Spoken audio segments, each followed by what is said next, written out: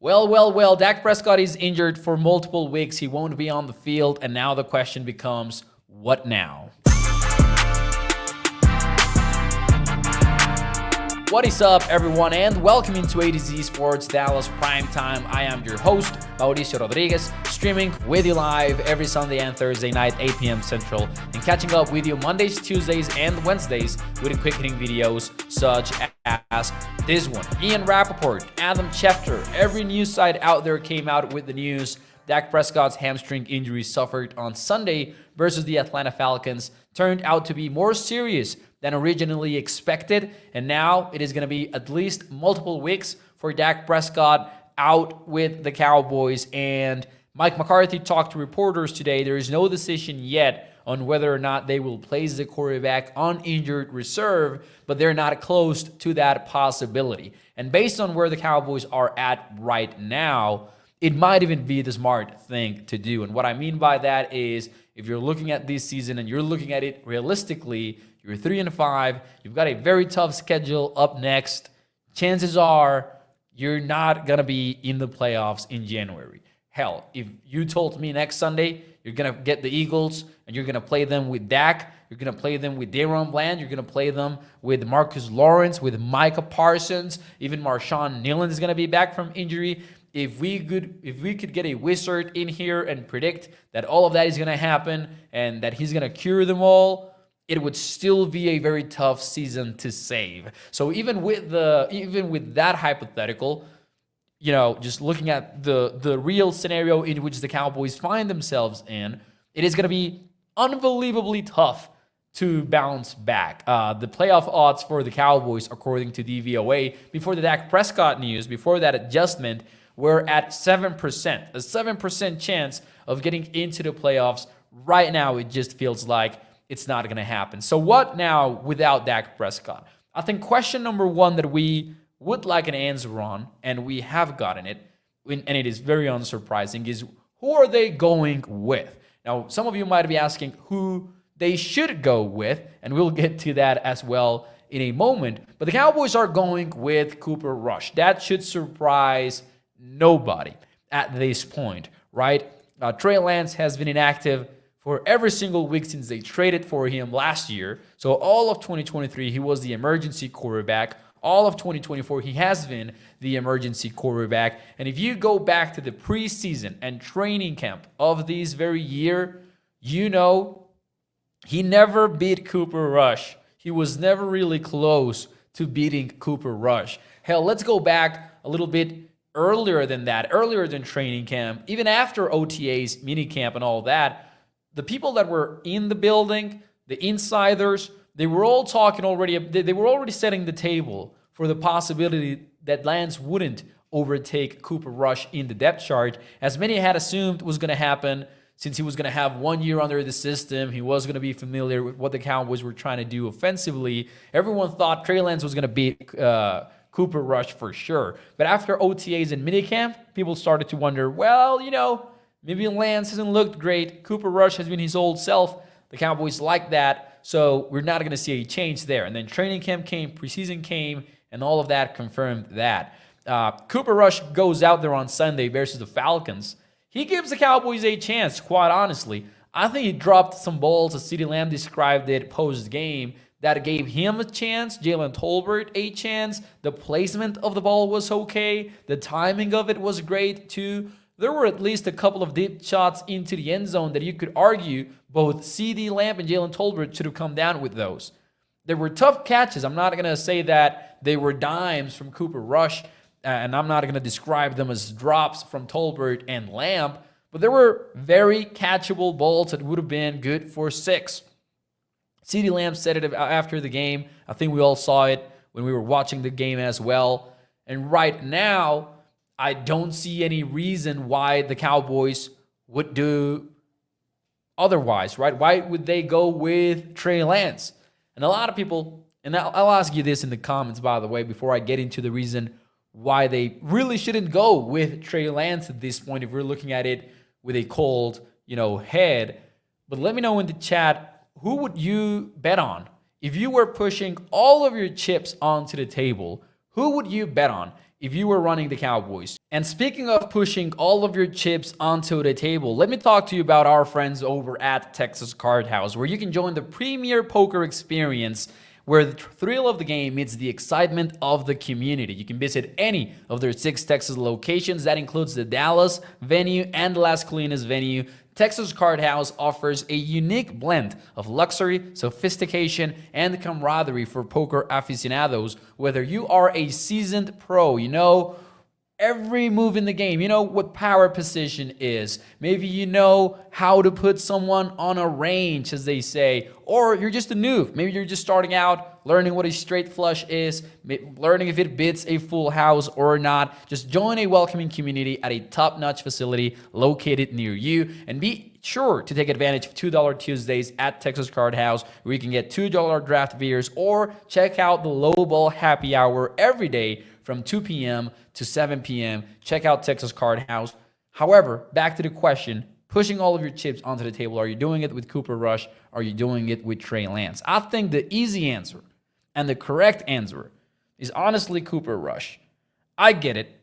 I want to learn about Trey Lance as well. I want to see if more reps translates into Trey Lance just being a better quarterback in the NFL, and maybe that earns him a chance someplace else in 2025. But that is the key. The Cowboys are not going to keep Trey Lance beyond 2024. You already paid Dak Prescott. There's no reason for the Cowboys to find out who Trey Lance is. To the point where, as slim as those playoff odds look like, why not go with a quarterback that is simply the best player? And that is Cooper Rush. There is no other way around it. Because the job is quarterback. It is not who is more dangerous with his legs. It is not who is the most fun. It is not who is the most electrifying. It's who is the best quarterback and who gives you a better chance at winning a ball game. And the truth is that is Cooper Rush, because Trey Lance, all that we've seen from him is turnover-worthy plays and some excitement here and there, but there's not a real NFL quarterback there yet. Would more reps help change that? Sure. But if the Cowboys get to change it, they would be doing so for Trey Lance's next team, not for themselves. Because they're not going to pay Trey Lance beyond 2024, if we're being real.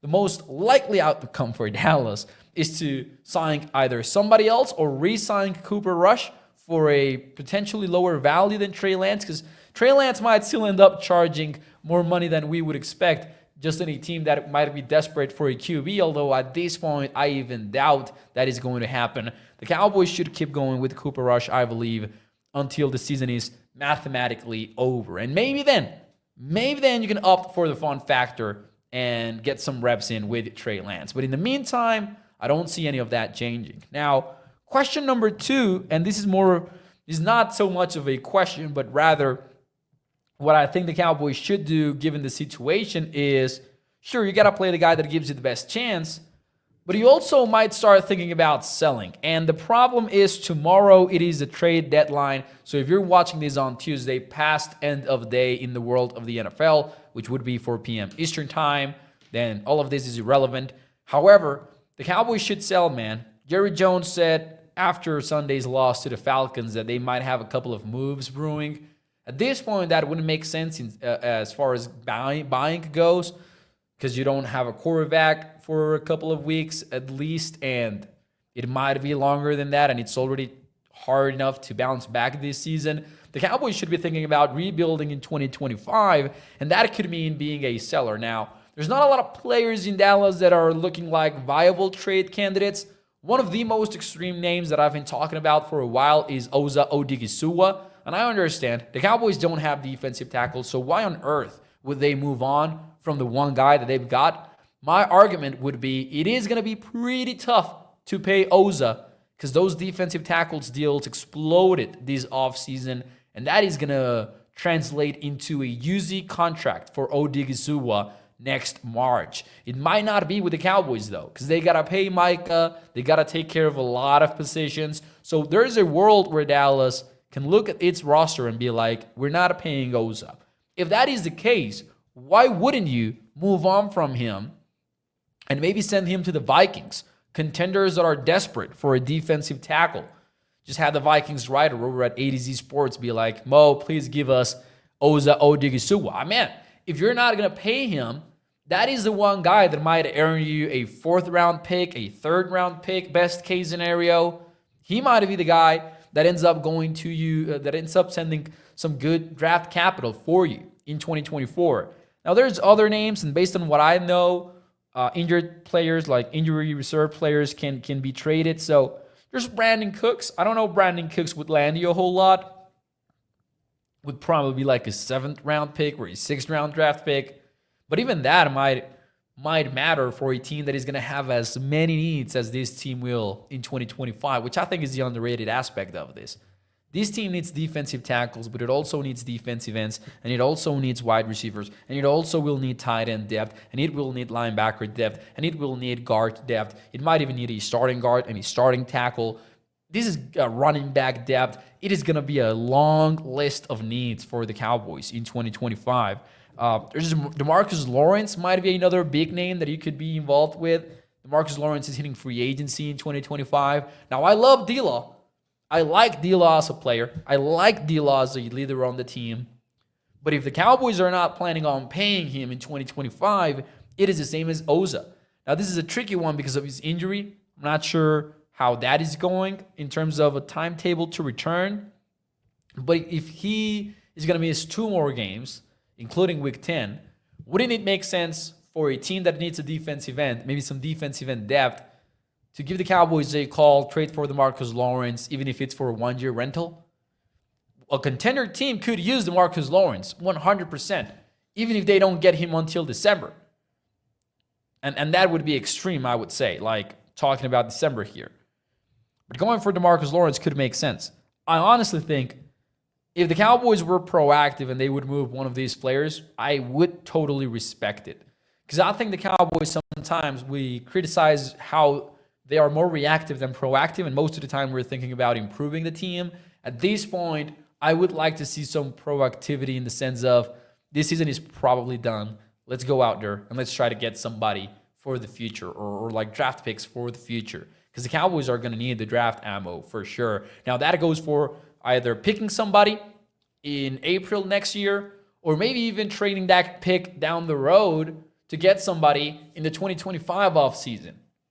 But as you can see, pretty much everything right now with the Cowboys is about the future, because at this point, it seems like the 2024 season is over. Hopefully, very soon we'll get more news on a timetable for Dak Prescott, but I wouldn't be surprised if he goes on IR, and I wouldn't be surprised if he even misses much more time than we would imagine if the Cowboys keep losing games, and then it doesn't make a lot of sense for him to return in 2024. So let's stay tuned. In the meantime, though, it's the Eagles next up for the Cowboys, and it will be Cooper Rush at the front of the offense. Hit the like button for me if you enjoyed the show, and I'll see you tomorrow. Same place. Bye-bye.